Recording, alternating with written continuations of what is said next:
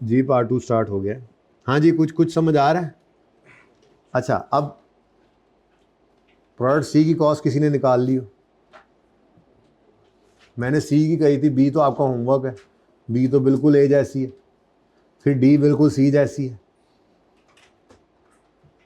ऐसे थोड़ी ये सारा काम मैं करा दूं, क्यों? खर्चा मैंने देना है।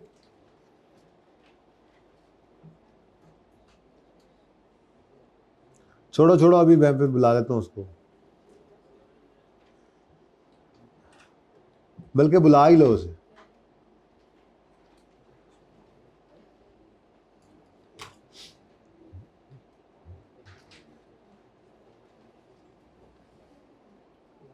अच्छा जी बच्चों, अरे ओ बच्चों, ये क्या हो गया हमारे साथ?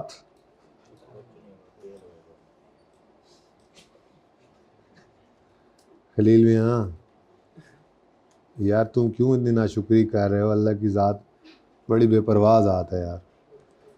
देखो, ऐसे लोग भी होंगे जिन्होंने 3 दिए तीनों फेल, 2 दिए दोनों फेल, ऐसे बच्चे भी हैं। 4 दिए चारों फेल, 3 में से 2 पास होना मतलब 67% रिजल्ट, आधे से ज़्यादा पर्चे पास। शुक्र करो, अल्लाह नेमत बढ़ाएंगे। Product C. अच्छा जी, सी प्रोडक्ट के बारे में कहता है कि जी, अच्छा अब ये सेम ही है तो चलो अच्छी बात है। तो 20,000 यूनिट्स पड़े हैं, 180,000 इसकी कॉस्ट है, तो 20,000 यूनिट्स हैं और 1,80,000 इसकी कॉस्ट है। पर यूनिट कितनी आ गई? 99। अच्छा 9, इधर आ जाओ ज़रा बात करनी है। उसके बाद जी, प्रोडक्शन यूनिट्स कितने हैं? 75,000 प्रोडक्शन यूनिट्स और उनकी कॉस्ट है 8,25,000। पॉज करें ज़रा जी बच्चों, क्या है जी? प्रोडक्शन के यूनिट्स कितने हैं? 75,000 यूनिट्स हैं और कॉस्ट है 8,25,000 और पर यूनिट कॉस्ट आ गई 11। अब इधर देखो मेरे बच्चों, ओ मेरे बच्चों, ओ मेरे बच्चों, ये कौन सा मेथड है प्रोडक्ट सी के लिए यूज़ करते? First in. अब मुझे ये रेट्स अलग अलग लेकर चलने ही पड़ेंगे, अब मैं मिक्स नहीं कर सकता। अब मुझे बताओ, क्लोजिंग स्टॉक के यूनिट्स हैं कितने? क्लोजिंग स्टॉक के यूनिट्स हैं कितने?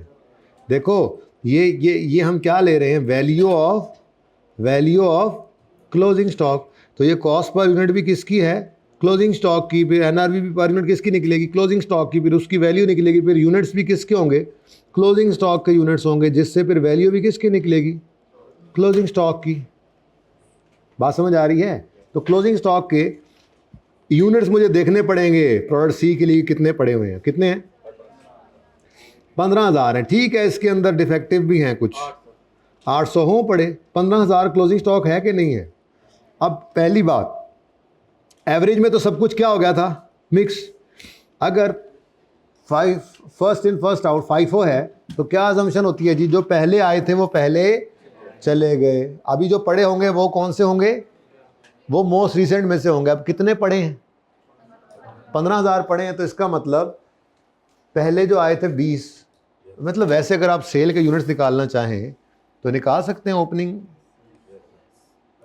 प्लस करवाया था ना ये, plus production less closing is equal to sale. Opening कितने यूनिट्स हैं? कितने मजीद बने? कितने पड़े हैं? तो सेल कितने हो गए? यानी 80 बिक गए हैं। ये ज़बानी देखना पड़ेगा ना। अगर 80 बिक गए हैं तो ये 20 तो सबसे पहले बिक गए होंगे, तो ये 15 फिर किस में से पड़े होंगे? मोस्ट रिसेंट 75 वालों में से। तो इसका मतलब फिर आपने यहाँ पर एवरेज आउट नहीं करना, यहाँ पर आपने, हाँ यहाँ पे चेक कर सकते हो ना, आप यूँ कर सकते हो, ओपनिंग प्लस प्रोडक्शन। ये क्या कहलाता है जी? Available for sale. ये क्या होते हैं जी? Available for sale. और उसमें से आप अगर माइनस कर देते हैं क्लोजिंग स्टॉक के यूनिट्स तो आपको क्या मिलेगा यहाँ पे? सोल्ड। क्या मिला जी? ये ना अवेलेबल फॉर सेल। मैं वैसे ही कर रहा हूँ आपके लिए, अवेलेबल फॉर सेल, और उसमें ये क्या हो गए? ये क्या पड़ा हुआ है? Closing stock. माइनस कर दो तो बाकी क्या हो गए? सोल्ड। अगर सोल्ड कितने हैं? तो यहाँ पे तो उसकी लड़ाई नहीं थी, यहाँ पे तो लड़ाई नहीं थी, क्योंकि हमने क्या कर दिया था? Rate average. अब यही चीज़ यहाँ पे प्रोडक्ट सी में नहीं चलेगी। प्रोडक्ट सी के अंदर मैंने कहा ये अलग क्या वर्किंग करनी, यहीं पे कर लो आप, ज़बानी नहीं करना चाह रहे तो। अवेलेबल फॉर सेल कितने हैं जी? 90 और कितना क्लोजिंग स्टॉक पड़ा है? तो कितने बिक गए हैं अब मुझे बताओ, जो 80 बिक गए हैं तो इसका मतलब 20 तो सबसे पहले बिक गए कि नहीं? बोलो, 20 सबसे पहले बिक गए ना कि नहीं? तो 20 जब बिक गए हैं तो फिर मेरे पास जो क्लोजिंग स्टॉक पड़ा होगा उसका रेट क्या होगा? हाँ, तो इसलिए मुझे यहाँ पर एवरेज आउट करने की ज़रूरत नहीं है, मैं ऐसे लिख रहा हूँ। कर दो, बल्कि एवरेज करके फिर काट दो ताकि दोनों में फ़र्क नजर आए। टोटल कॉस्ट कितनी बन गई? 95,000 यूनिट्स हैं, कॉस्ट कितनी है? 1,80,000, 8,25,000, 100,000,000। अब इसको डिवाइड करो।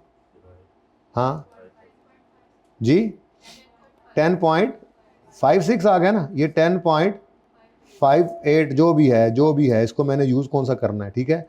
ये 10.58 को मैं काटने लगा हूँ, क्योंकि एवको होता तो यही यूज़ करते, लेकिन ये कौन सा मेथड है हमारा, तो ये वाला यूज़ नहीं करना। अब समझ आई? वहाँ पे पर यूनिट वाला अलग अलग वाला यूज़ नहीं किया था, बल्कि एवरेज निकाला था। यहाँ पे एवरेज नहीं यूज़ करना, बल्कि फर्स्ट इन फर्स्ट आउट है ना। तो अब मुझे बताओ, प्रोडक्ट सी के अंदर जो हमारा क्लोजिंग स्टॉक पड़ा होगा उसकी कॉस्ट कौन सी होगी? अगर 80,000 बिक गए हैं तो ये 20 तो सब फर्स्ट इन जो होते तो फर्स्ट आउट हो चुके। तो जो 5,000 या जितने भी यूनिट्स पड़े हैं, 15,000 जो पड़े हैं, ये किस में से होंगे? इन 75 वालों में से, 75,000 में से। तो 75,000 वालों की कॉस्ट कितनी है पर यूनिट? 11। तो ये 11 की कॉस्ट आ गई आपकी। गुड की भी यही है और डैमेज की भी सही है। अब कर लोगे ये सवाल, कॉस्ट तो ऐसे निकल आएगी बी की भी। अब बी में एवको है तो इस तरह से एवरेज रेट निकालोगे, फिर इसकी ज़रूरत ही नहीं है, ये करने की ज़रूरत नहीं है। लेकिन जब डी में आओगे तो वहाँ फिर फाइफो है, तो फाइफो के लिए आपको फिर ये करके देखना पड़ेगा कितने बिक गए, ताकि आप देख सकें कि हमारे पास क्लोजिंग स्टॉक में क्या हो सकता है ना। कि आपके पास जो है वो मिसाल के तौर पे आपको क्लोजिंग के अंदर पड़े होते 70,000 यूनिट्स पड़े होते, फिर मसला था। आपके पास सेल हो गए 80, तो 20 सबसे पहले बिक गए और फिर 60 भी बिक गए, तो वो फिर मतलब कम बिके होंगे, फिर सोल्ड की फिर कम आएगी ना। तो फिर आपके दोनों तरह से यूनिट्स पड़े हो सकते हैं, इसमें से भी कुछ पड़े हो सकते हैं, इसमें से भी, तो वो दोनों कॉस्ट को ऐड कर लोगे अलग अलग। लेकिन ऐसा होगा नहीं नॉर्मली, ठीक है? तो यही आपका सवाल काफ़ी है, इस तरह से हो जाएगा, ठीक है? क्या 80,000 क्या सोल्ड है? देखो यूनिट्स, ओपनिंग स्टॉक कितना पड़ा था? 20,000। मैंने सब यहाँ लिखा ना, तो मैंने फिर बार बार लिखा नहीं। ओपनिंग स्टॉक के यूनिट्स कितने हैं? 20,000। कितने मजीद बनाए? 75,000। तो अवेलेबल फॉर सेल कितने हो गए? 95। कितने पड़े हैं? 15। माइनस कर दो तो बाकी फिर किधर गए? बिक गए। अगर 80,000 बिक गए हैं तो हमारे पास जो 15 पड़े हैं ये फिर कौन से वालों में से होंगे? जो फर्स्ट इन हुए थे ओपनिंग, वो तो फर्स्ट आउट हो गए, सोल्ड वो सामने लिखा हो वहाँ से, ठीक है? तो फिर ये जो पड़े हुए हैं हमारे पास 15,000, वो इन 75 में से, इसलिए कॉस्ट हमने ले ली 11 जी। वो बाद में, कॉस्ट तो पहले निकालने, वो लड़ाई तो अब शुरू करेंगे। असल लड़ाई उसमें इतनी है ही नहीं, वो लड़ाई इतनी है नहीं, क्योंकि बाकी सवाल सारा सीधा सीधा है। लेकिन असल मसला इसमें क्या था? कॉस्ट का। अब जब कॉस्ट निकल आई इस तरह से बाकी दो की निकाल लोगे ना कॉस्ट में कोई मसला। ये पिछले सवाल में क्या था? आपने इस नेमत की कदर नहीं ना जानी, ये जो लिखा हुआ था, ये नेमत थी बड़ी, इसकी कदर नहीं ना जानी आपने। अब आपको पता लगा? हाँ जी, चलें। अच्छा, अब देखें जी, अब अगली बात शुरू होती है। जब ये कॉस्ट निकल आई तो अगला काम अब क्या करना है आपने? तो बेटा यहाँ पर फिर अब वो गुड और डैमेज को अलग करना है। किसने पूछा अभी? हाँ, समझ आई? अब लड़ाई शुरू होती है, पानीपत की जंग। अब दूसरी वाली एनआरवी। अब एनआरवी के अंदर एस्टिमेट सेलिंग प्राइस है, एस्टिमेट रिपेयर कॉस्ट है, इसमें ज़्यादा मसाइल नहीं। इसमें मसला दूसरी तरफ डाल दिया था उसने, ठीक है? इसमें ज़्यादा मसाइल नहीं है, चेक करो। एनआरवी के लिए क्या चाहिए आपको? सेलिंग प्राइस पर यूनिट 10 रुपये, सही है? 10 लिख देता हूँ मैं, 10। उसके बाद एस्टिमेटेड रिपेयर कॉस्ट 3 रुपये है, लेकिन वो तो डैमेज को रिपेयर करोगे ना। और सेलिंग कॉस्ट जो है वो selling cost variable selling price given है ना 60,000।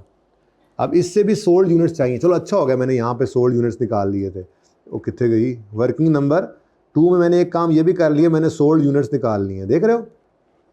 ये 55,000। अब मैं क्या करूँगा? मैं कहूँगा जी ये जो 60,000 की कॉस्ट है टोटल, ये तो टोटल कॉस्ट है ना पूरे साल की। और बोलो 60,000 डिवाइड बाय 60,000 डिवाइड बाय, बोलो कितने यूनिट्स बेचे हैं, कितने यूनिट्स बेचे हैं 55,000। तो कितना आता है पर यूनिट सेलिंग प्राइस कितनी आती है? सेलिंग कॉस्ट बेसिकली मैं निकाल रहा हूँ, सेलिंग कॉस्ट SC लिख दूँ, समझ आ जाएगी। सेलिंग कॉस्ट पर यूनिट कितनी 1 पॉइंट। लेकिन वो क्या कह रहा था, अब तो हम NRV की कैलकुलेशन में यूज़ कर रहे हैं ना, सेलिंग कॉस्ट किस में यूज़ कर रहे हैं? ये तो करंट ईयर की आ गई 1.09 पर यूनिट। अगले साल कोई एक यूनिट बेचना पड़ेगा तो 1.09 नहीं होगी, बल्कि इसका 10% इंक्रीज हो जाएगा। तो 1.1 कर लो, आंसर 1.2। इसी तरह से आपने बाकी सब में भी करना होगा। सेलिंग कॉस्ट 1.2, कहीं पे लिखा हुआ है कि डैमेज यूनिट पे सेलिंग कॉस्ट नहीं लगनी? नहीं लिखा हो तो लगेगी, नहीं लिखा हो तो लगेगी, ठीक है। ऐसे ही आपने बाकियों में भी करना है। 80,000 आपकी प्रोडक्ट होगी, प्रोडक्ट बी 80,000 उसकी सेलिंग कॉस्ट है टोटल, और आपकी प्रोडक्ट बी के यूनिट्स आप यहाँ पे निकाले हुए होंगे आपने इसी वर्किंग में, और उसको डिवाइड करके 10% से मल्टीप्लाई करोगे। फिर मेरी प्रोडक्ट सी आ गई, मेरी प्रोडक्ट सी के अंदर सेलिंग कॉस्ट कितनी है, एस्टिमेट सेलिंग प्राइस कितनी है, ये देखो 12 रुपये, और सही है। और कॉस्ट रिपेयर 2.5, तो 12,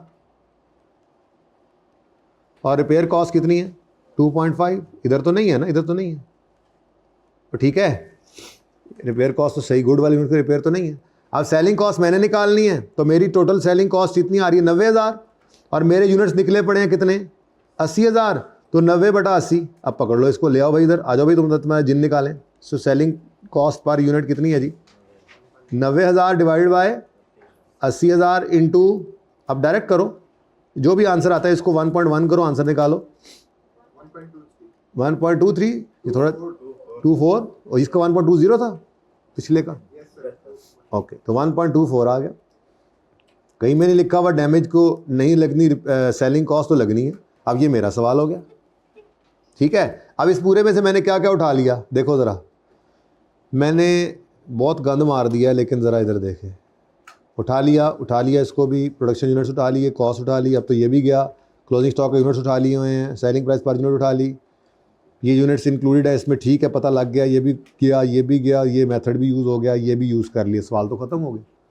तो सेलिंग प्राइस, ये NRV में इस सवाल में इतना मसला नहीं था जितना ऑरेंज वाले में था। ऑरेंज वाले में कॉस्ट उसने दी हुई थी, तो दोनों सवाल जब इकट्ठे कर लिए तो दोनों मसाइल सामने आ गए, मैक्सिमम क्या हो सकता है, ठीक है। तो यहाँ से आप क्या निकालोगे जी NRV, ठीक है, NRV निकालो। फिर बताओ जी गुड यूनिट्स की NRV कितनी है, मेरे प्रोडक्ट ए की NRV पर यूनिट कितनी है जी 8 अब गुड यूनिट्स की तो ज़्यादा ही होनी चाहिए थी, बहरहाल नज़र भी आ रही है 8.8, और ये कम है 5.8। अब इधर से तो आपकी वैल्यू वही 7.83, कॉस्ट ही लोअर रहेगी, और यहाँ पे क्या हो जाएगा, और यूनिट्स गुड यूनिट्स कितने हैं, गुड यूनिट्स कितने हैं, उसने कहा था जी क्लोजिंग स्टॉक के यूनिट्स 5,000 हैं, जिसमें 300 डैमेज है, तो 4700, और भाई समझ आ रहा है, और 300 डैमेज, लो वैल्यू आ गई। बिल्कुल कल की तरह सवाल किया है, नहीं किया? अब बिल्कुल आप भी अलग अलग सवाल कर सकते हैं, कोई ऐसा मसला नहीं है, कोई ऐसा मसला, अलग अलग करें हर प्रोडक्ट को। यही सारे आपने बेसिकली ये देखा ना, आप यूँ देखें, ये आपने एक वर्किंग आपने यूँ की, कॉस्ट चाहिए, ओहो कॉस्ट निकाल ली, फिर NRV, ओहो वर्किंग में आ गए NRV, बेसिकली वर्किंग 1 वर्किंग 2 होनी चाहिए। खैर चलो मैंने कल वाली तरतीब रखी, ठीक है ना, ऐसे करके आपने NRV निकाली, फिर वैल्यू निकाली, फिर क्लोजिंग स्टॉक के यूनिट्स, ओहो सवाल से जाके देखा, और ये वैल्यू आ गई। ऐसे आपने ए को अलग किया, ऐसे ही आपने बी को अलग किया। मैंने सिर्फ यही किया है कि आप वो बार बार अंग्रेजी नहीं मारी मैंने, बस ये बचत की। आप अलग अलग कर सकते हैं, कोई मसला नहीं है। तो वैल्यू निकल आएगी ना यहाँ से। अब ये सवाल पूरा हो जाना चाहिए, मेरे ख्याल में हो जाना चाहिए, बस ठीक है। ऐसे ही यहाँ पर आपने सी की NRV निकाल लेनी है, उधर जाके लोअर देख लेना है, और सारा कुछ हो जाएगा। सही है, उम्मीद है कि हो जाएगा। क्या नहीं समझ आया? 1.24 कैसे आया है? देखो ये मुझे NRV के लिए सेलिंग कॉस्ट पर यूनिट चाहिए या नहीं चाहिए, पहले ये बताओ। सवाल के तो सवाल बताओ मुझे जवाब। Estimate selling cost per unit चाहिए। अब सेलिंग एक्सपेंसेस यानी वेरिएबल सेलिंग कॉस्ट जो है वो पर यूनिट नहीं गिवन, वो गिवन है हमें टोटल में। अब सेलिंग कॉस्ट है, इसको डिवाइड करेंगे सेल यूनिट्स के साथ तो पर यूनिट आएगी। सेल यूनिट्स मैंने कहाँ निकाले थे, ये प्रोडक्ट ए के सेल यूनिट कितने हैं 55,000, तो 60,000 कॉस्ट है, 55,000 यूनिट से डिवाइड करेंगे तो पर यूनिट आ जाएगी 1.09, सेलिंग कॉस्ट पर यूनिट 1.09 है। लेकिन वो कह रहा है कि जनवरी 2010 से सेलिंग एक्सपेंसेस 10% से बढ़ जाने हैं। अब ये डेटा दिसंबर का है सारा, लेकिन एनआरवी तो फ्यूचर वैल्यूज़ पर हैं। अगर उसने कोई चेंज नहीं बताई तो समझो वही वैल्यूज़ हैं। जैसे सेलिंग प्राइस में चेंज नहीं बताई, जैसे उसने कॉस्ट में नहीं बताई, तो हमने अज्यूम करना है वही है, लेकिन जिसमें चेंज बता रहा है वो तो चेंज भी लेंगे ना। तो सेलिंग कॉस्ट जो है उसको 10% बढ़ाकर हमने 1.2 किया। बिल्कुल ऐसे ही मेरी प्रोडक्ट सी थी जिसमें सेलिंग कॉस्ट कितनी है 90,000, इसके यूनिट्स कितने थे सोल्ड यूनिट्स 80,000, तो 90/80 किया, जो भी आंसर आया उसको फिर 10% से बढ़ा लिया। फर्क ये कि मैंने यहाँ पे वो पर यूनिट निकाला नहीं अलग से। ठीक है, सही है। तो ये सवाल पूरा कर लोगे। ये पिक्चर इसकी क्यों ना मैं नहीं, सेम ही रहना तकरीबन, शायद थोड़ा सा फ़र्क पड़ ही जाए। उस्तादो खलो जाओ, उस्तादो फोटोग्राफरों खलो जाओ ज़रा। वैसे कोई फ़र्क पिया नहीं बाय द वे, रहने दो। ठीक है जी, आप लोगों को समझ तो आ गई है। सॉल्यूशन किताब में है ना इसका, देखें ज़रा, है नहीं है तो फिर कल भी पूरा कर दूंगा। है ज़रा चेक करें, बल्कि पहली वैल्यू तो निकाल लेते, प्रोडक्ट ए की वैल्यू निकाल दो ज़रा। चलो एक तो चेक करें ज़रा, पहला हिस्से का कितना 36,801 और अगला, अब ज़रा चेक करो और सॉल्यूशन में जाके ये सही है दोनों। वैल्यू ऑफ क्लोजिंग स्टॉक में प्रोडक्ट ए की वैल्यू ठीक आ रही है। अगर ये सही है तो इंशाल्लाह बाकी भी सही होंगी। अब बाकी आपने खुद कर लेनी है। ठीक है, ओके। कैसे निकला ये सारा सफ़र आपके सामने। ये 5,000 यूनिट्स है ना क्लोजिंग स्टॉक के, और उसने कहा था damage units included in closing stock 300 हैं, तो 5,000 में से 300 डैमेज है, तो 4700 गुड। सही है, चलो अच्छा जी। अब मैं इसको ओके कर रहा हूँ, मैं कर रहा हूँ ओके। अगर आपने इस ओके को हटाना हो, मैं नहीं हटाऊंगा, कल बता दूंगा कोई मसला हो तो। ठीक है, प्रोडक्ट सी और प्रोडक्ट डी आपकी रहती है। प्रोडक्ट बी, वैसे सी मैंने कर ही ली है, बी और डी रहती है। सी मैंने कर दी है, बस डेटा रखना देर, इतनी सी डेटा रख के आप उसका भी आंसर निकाल, बाकी दोनों करने उस जैसे करवा दिए हैं। ठीक है, मियाँ वाली वाले तुमने कैफो को पर्चा दिया था, कब दोगे, कितने दोगे, कितने पास करोगे इंशाल्लाह? ऐसे तो नहीं होंगे, पढ़ोगे ना इंशाल्लाह, मेहनत करोगे ना, मेरे डिवीज़न का नाम ना ख़राब करना।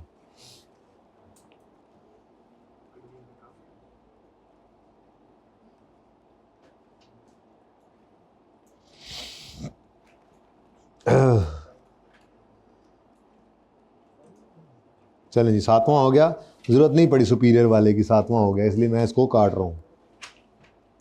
अगर आप लोगों को समझ नहीं आ रही होती तो फिर देखते, अगली बार निकाल ही देता हूँ, टेस्ट में दे दूंगा ज़रूरत पड़ी तो।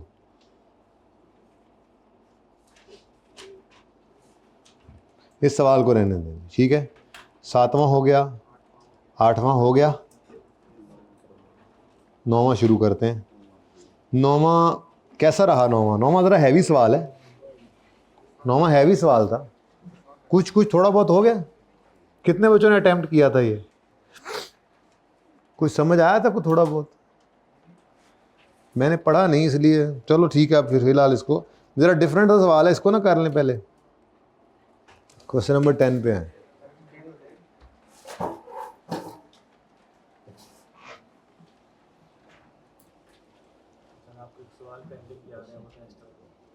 हाँ, बरकत के लिए पेंडिंग ही रहने हैं, उसको आखिरी क्लास में करेंगे उसको जाके। क्या ख्याल है? बिल्कुल आखिरी में, ठीक नहीं? फिर नए सिरे से करेंगे शुरू से, तो फिर ABC रिवाइज भी हो जाएगा। क्या ख्याल है? क्या ख्याल है? मशवरे में तय ना कर दें। ABC वाला एक सवाल, आधा टेस्ट उसका सिर्फ सवाल मैंने शक्ल बना दी थी, सिर्फ उसका आंसर ही रह गया था। क्या ख्याल है? इसको आखिरी क्लास में करेंगे, 115वें लेक्चर में करेंगे इंशाल्लाह, हैं? ठीक नहीं? चलो देखते हैं।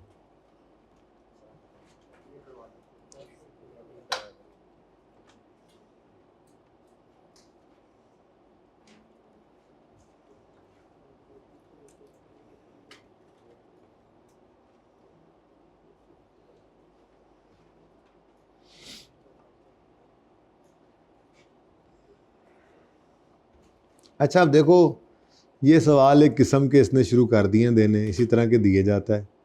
अब देखें इसमें से आप 14वां पसंद करेंगे, पहले डिस्कस करूं, 12वां करेंगे। मेरे ख्याल में ये मेहनती लिमिटेड जो है ना, ये बिल्कुल एंड पे करेंगे। ये डिफरेंट है, सबसे डिफरेंट है ये। वैसे इसके अंदर भी वो मामलात हैं जो इन बाकी सवालों में। कौन से गलती हो गई है जी, प्लस माइनस हो गया है, तो मैं तो कहता हूँ इसको होमवर्क में देता हूँ। अब रह गया थोड़ा टाइम ना, ये जो पार्ट, ये जो रिक्वायरमेंट ए है ना, ये नहीं आनी चाहिए अब आपको। खैर एक पुराना सवाल है, पड़ा हुआ है, आई हुई है, तो इसलिए करवा दी जाती है एहतियातन, अगर वो रेकन्सिलेशन बनवा ले तो। बाकी ये तो आपकी रेगुलर एक रिक्वायरमेंट है। Determine the cost of closing inventory of chemical B and G, also compute cost of contaminated material. अच्छा अब ये सवाल को ज़रा एक नज़र देखें, देख ही लें इसको पहले। Mehnati limited produces and markets a single product V. Two chemicals B and G are used in ratio of 60-40 for producing 1 liter of V। अच्छा अब मुझे लगता है हमें B और G में उलझाएगा। ML follows perpetual inventory system। अगर perpetual फॉलो कर रहा है और कॉस्ट का कह रहा है निकालो और डिटेल डेटा भी गिवन है, तो हम क्या करेंगे, इन्वेंट्री कार्ड बनाएंगे। एक और इन्वेंट्री कार्ड वाला सवाल आ गया जी, आप होमवर्क में जा रहा है आज। एंड यूजेस वेटेड एवरेज, और शुक्र है छोटे वाला कार्ड होगा। फिर परपेचुअल सिस्टम में कार्ड तो बनता ही है, लेकिन एफको वाला ज़रा एक एक स्टेप में होता चला जाता है। The purchase and issue of B and G for the month of May 12 are follows. अब बेटा आपने ना 2 कार्ड बनाने अलग अलग, दोनों कार्ड क्या करने हैं, अलग अलग बनाने हैं, ठीक है। तो बी के लिए कार्ड बनाओगे, वही आपके 3 कॉलम्स होंगे, रिसीट्स, इश्यूज और बैलेंस।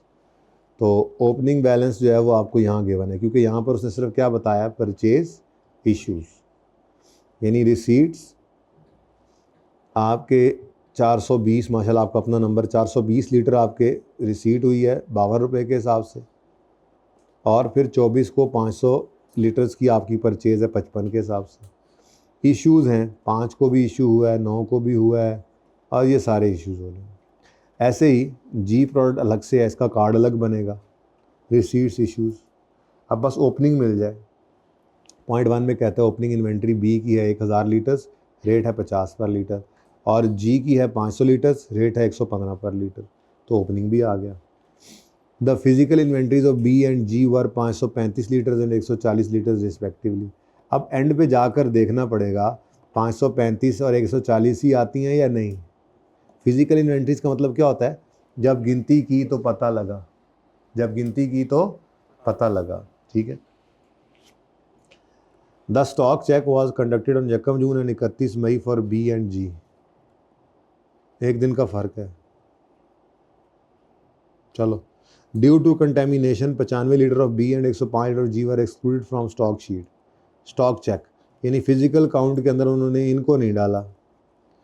देयर NRV वर इतने एंड इतने। हम तो ये तरतीब पे नहीं चलेंगे, हम तो इनको शामिल रखेंगे, कॉस्ट इनकी निकालेंगे और NRV बाहर ला के करेंगे कैलकुलेट, जैसे आपको सिखाया था। ट्राई करनी है ना, ये बड़ा टॉपिक मुश्किल सा महसूस होता है, इसी वजह से कि बच्चे प्रैक्टिस नहीं करते, इसलिए मैं थोड़ा स्लो चल रहा हूँ। वैसे भी आज कुछ खुशी और कुछ गम का है, मिला जुला इम्तजाज था, तो नया टॉपिक इंशाल्लाह कल शुरू हो जाएगा, मुझे लग रहा है। मे भी कल का दिन भी इस पर लग जाए, क्योंकि सवाल कुछ हैवी हैं बाकी जो बच्चे हैं। कितने दिन हो गए हैं इसमें हमें? नहीं यार, 4 नहीं, ज़्यादा हो गए मैंने। कितने, 5 दिन हो गए इसमें? 5 तो कम से कम हो गए हैं। लेक्चर्स कितने हुए हैं भाई? इसके साथ इसका हक अदा होना है 5-6 में जाके ही वैसे। अच्छा, 250 litres of B which were received on 1 June and 95 of G which were issued on 31 May after physical count were included in. अच्छा आप एक काम करें, ये सारी एडजस्टमेंट्स ना आप मेरे पे छोड़ें, ठीक है। आपने क्या करना है, आपने सिर्फ न सिर्फ इसका कार्ड, दोनों कार्ड्स आपने बनाने। कार्ड सोल्यूशन में बने हुए हैं, मैं कार्ड से सोल्यूशन वाले उठाऊंगा और आगे फिर सवाल करना शुरू कर दूंगा, ठीक है? ये कर लोगे? अच्छा चलो, ये तो हो गया। उसके बाद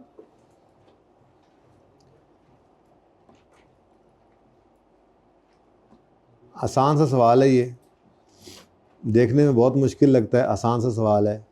तो ये होमवर्क नंबर 2 है आपका, क्वेश्चन 12 ऑटम 23 का, ठीक है? क्वेश्चन 12 ऑटम 23, ये होमवर्क नंबर 2 है, पढ़ लें ज़रा इसको। अब इसकी समझ आई है आपको? मेहनती लिमिटेड के अंदर आपने रिक्वायरमेंट नहीं देखनी, आपने जस्ट दोनों के कार्ड्स बना के लाने, बी का भी, और जब बना लेना है तो सोल्यूशन को एक नज़र देख लेना है कि सही बना या नहीं। बनाना आता है ना कार्ड? फिर कल मैं कार्ड से आगे, सोल्यूशन में कार्ड जो पड़ा है उससे आगे फिर शुरू करूँगा डिस्कस करना, ठीक है? सोल्यूशन है, आगे ट्राई करना है, कर लो, एक ही सवाल है ये, मैंने तो फिर भी डिस्कस करना है।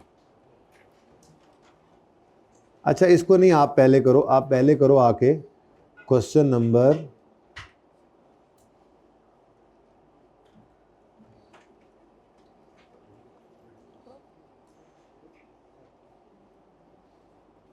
ठीक है, इसी को ट्राई करें, क्वेश्चन नंबर 17 को, ठीक है?